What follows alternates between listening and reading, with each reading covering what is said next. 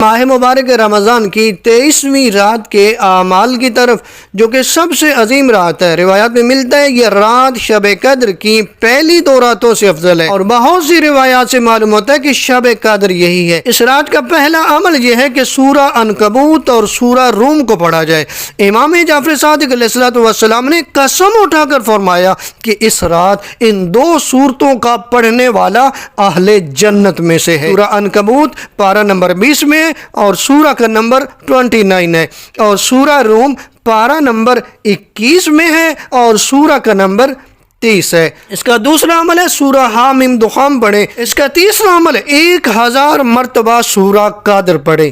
اس کا چوتھا عمل ہے کہ اس رات خصوصاً اور دیگر اوقات میں عموماً یہ دعا زیادہ سے زیادہ پڑھیں، اللہم کل ولیک الحجۃ ابن الحسن۔ اس کے ساتھ ساتھ جو آخری عشرے کی دعائیں ہیں وہ پڑھنا نہ بھولیے گا، آپ کو دعاؤں کی کتابوں میں مل جائیں۔ ماہ مبارک رمضان کی 23ویں شب کی دعا آپ دیکھ رہے ہیں، اس دعا کو پڑھیں۔ پروردگار آپ کی دعاؤں کو قبول فرمائے، آپ کی مشکلات کو آسان فرمائے۔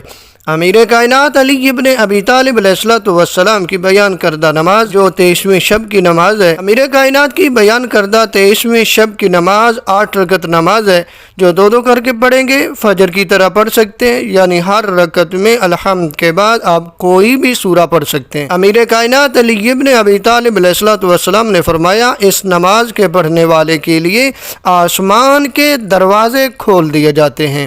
ماہ مبارک رمضان کے روزوں کا ثواب، نبی اعظم صلی اللہ علیہ وآلہ وسلم بیان فرماتے ہیں کہ 23ویں دن تم پل صراط سے انبیاء، صدیقین، شہداء اور صالحین کے ساتھ گزرو گے، تمہیں اس چیز کا ثواب ملے گا گویا تم نے میری امت کے ہر یتیم کو کھانا اور ہر عریان کو لباس عطا کیا ہے۔ ماہ مبارک رمضان کے 23ویں دن کی آپ دعا دیکھ رہے ہیں، اس دعا کو پڑھیں، پروردگار آپ کی دعاؤں کو قبول فرمائے، آپ کی مشکلات کو آسان فرمائے۔ والسلام علیکم ورحمۃ اللہ وبرکاتہ۔